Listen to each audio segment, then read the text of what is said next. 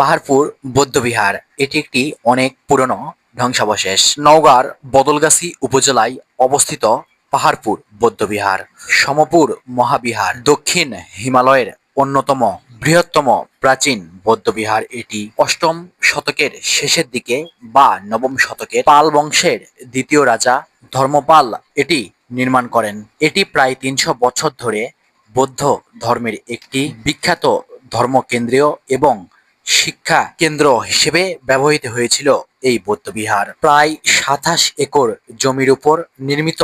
এই বৌদ্ধবিহারটি বিহারের ঠিক মাঝখানে একটি বিশাল কেন্দ্রীয় মন্দির রয়েছে, যার উচ্চতা প্রায় ৭০ ফুট। ১১ শতকের দিকে বঙ্গীয় সেনার আক্রমণে এই বিহারটিতে আগুন লাগে। প্রায় ১২ শতকের মাঝামাঝি এটি সম্পূর্ণরূপে পরিত্যক্ত হয়। ১৮৭৯ সালে ব্রিটিশ প্রত্নতাত্ত্বিক স্যার আলেকজান্ডার কানিংহাম এই ঐতিহাসিক ধ্বংসাবশেষটি আবিষ্কার করেন। প্রাচীন ঐতিহ্য স্থাপত্যার অন্যান্য নির্দেশ হিসেবে ১৯৮৫ সালে ইউনেস্কো বিশ্ব ঐতিহ্যবাহী স্থান হিসেবে ঘোষণা করেন।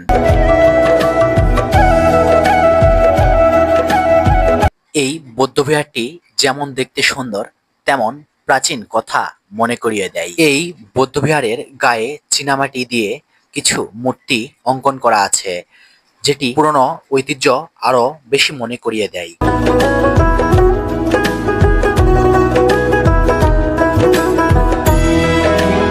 আর তার একপাশে রয়েছে আরো কিছু ধ্বংসাবশেষ। তাহলে ধন্যবাদ। আমি যতদূর জানি আপনাদের মাঝে শেয়ার করার চেষ্টা করলাম।